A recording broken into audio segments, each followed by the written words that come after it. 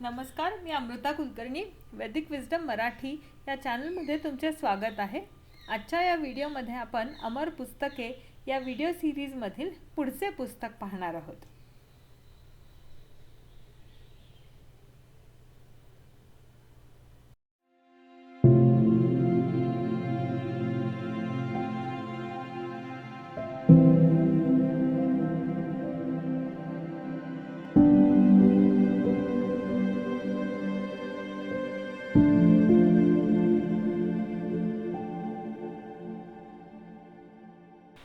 कथा सरित सागर.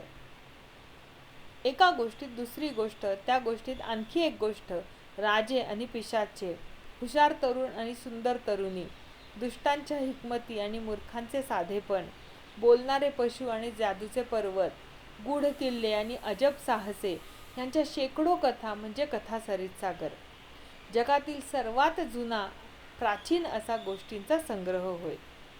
त्या कथा केव्हा आणि कुणी लिहिल्या त्यांच्यापैकी काही तर फार फार जुन्या असाव्यात. हजारो वर्षांपूर्वी आज आहे त्यापेक्षा किंचित वेगळ्या प्रकारे त्या सांगितल्या गेल्या असाव्यात. त्यापैकी काही काश्मीर खोऱ्यात झेलम नदीच्या काठी जमलेल्या गावकऱ्यांना वादळी संध्याकाळी सांगितल्या गेलेल्या असाव्यात. दुसऱ्या काही दक्षिणेकडील कन्याकुमारीच्या बाजूच्या असाव्यात. उकाड्याच्या दिवशी आपल्या नावेच्या छायेत विश्रांती घेणाऱ्या एखाद्या कोळ्याने सभोवती जमलेल्या मुलांना त्या सांगितल्या असाव्यात.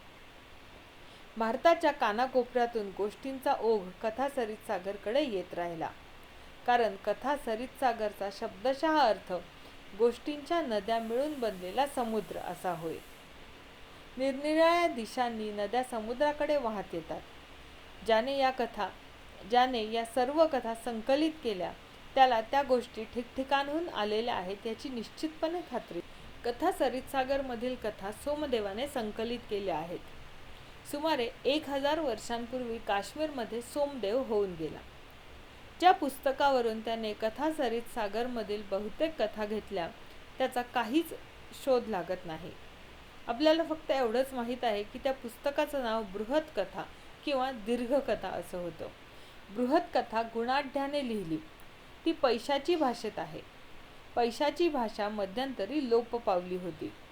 गुणाढ्याने त्या कथा पद्यात रचल्या आणि उत्सुकतेने त्याने आपला राजा सातवाहन यास त्या दाखवल्या.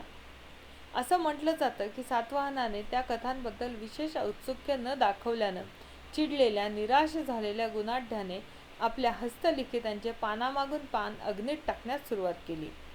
सातवाहनाला आपल्या वागण्याचा पश्चाताप झाला आणि त्याने गुणाढ्याला बृहत कथा भस्मसात करण्यापासून थांबवलं. परंतु त्या वेळेपर्यंत 3/4 हस्तलिखित आगीच्या भक्षस्थानी पडले होते. सोमदेवाने बृहत कथा संस्कृतमध्ये करण्याअगोदरच बृहत कथांनी भारताचा किनारा सोडून दूरदूरच्या देशांपर्यंत प्रवास केला होता. अरबी भाषेतील सुरस चमत्कारिक कथांच्या रूपात त्यांच्यापैकी काही कथांची ओळख पटते. कथा सरित सागर मधील गोष्टी या कुणा एका व्यक्तीच्या प्रतिभेचा विलास नाही एवढं निश्चितपणे खरं आहे. त्यांचे अज्ञात लेखक भारताच्या प्रांताप्रांतातील आहेत. ते कुणी पंडित ज्ञानी नसावेत, परंतु मानवी मनाची अचूक जाण त्यांना होती हे खरंच आहे. ढोंग्यांचा कावेबाजपणा ते कठोरपणे उघडकीला आणतात. साध्या सरळ मार्गी माणसांना भोगावी लागणारी दुःखे ते हळुवारपणे वर्णितात आणि जगाच्या रीतीबद्दल भाष्य करताना ते अतिशय वास्तववादी बनतात.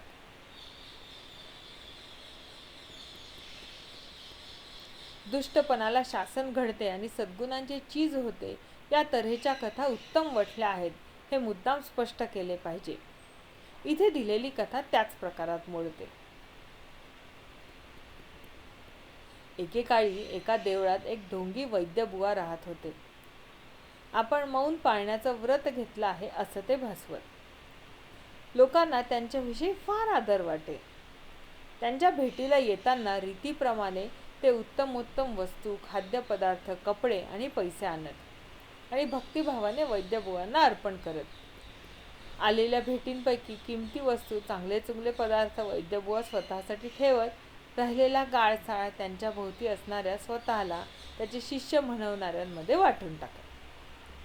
एके दिवशी एक श्रीमंत व्यापारी आपली बायको आणि मुलगी यांच्यासह वैद्यबुवांच्या भेटीला आला.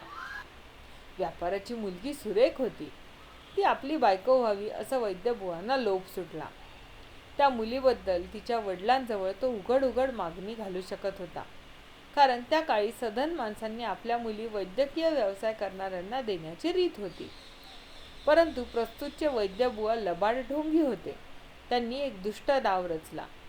व्यापाराला त्यांनी एका बाजूला नेले आणि सांगितले, तुला माहिती आहे की मी मौन व्रत घेतला आहे, परंतु मला तुझ्याबद्दल आत्मीयता वाटते, म्हणूनच केवळ मी बोलणार आहे.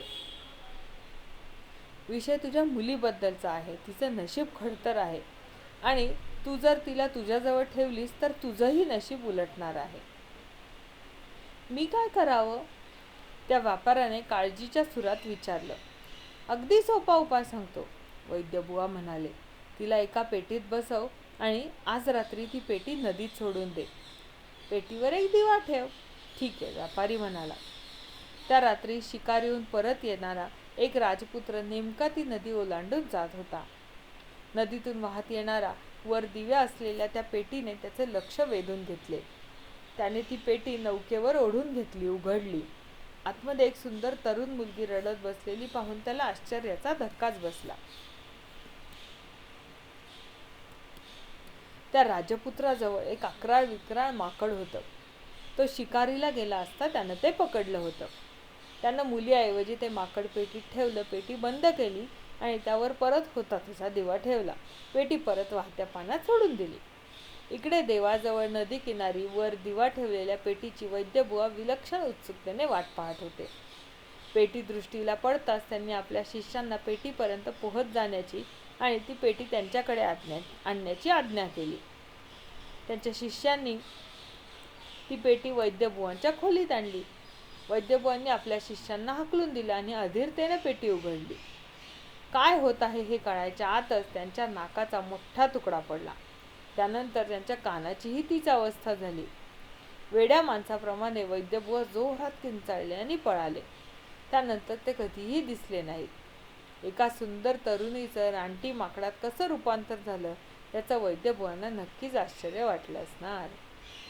लवकरच त्या राजपुत्राचं त्या सुंदर मुलीशी लग्न झालं आणि त्यानंतर ते सदैव सुखात राहू लागले हे सांगायला नकोच. आज आपण भारतीय प्राचीन वाङ्मयांमधील अक्षरशः अमर असणाऱ्या काही पुस्तकांचा थोडक्यात परिचय पाहिला.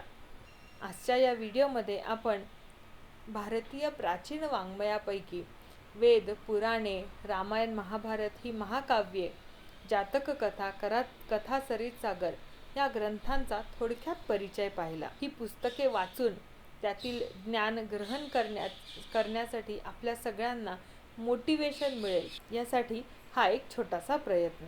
व्हिडिओ संपूर्ण पाहून हे पुस्तक ऐकल्याबद्दल, हे पुस्तक वाचल्याबद्दल तुम्हा सर्वांचे मनापासून धन्यवाद. अशीच नवनवीन माहिती जाणून घेण्यासाठी वैदिक विजडम मराठी हे चॅनल जरूर सबस्क्राईब करा.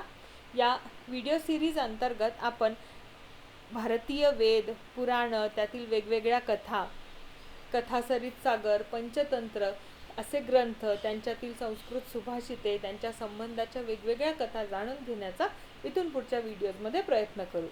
तुम्हाला देखील या विषयावरची माहिती आणि ती देखील साध्या सोप्या मराठीमधून समजून घ्यायची असेल तर वैदिक विजडम मराठी हे चॅनल जरूर सबस्क्राईब करा. थँक्यू.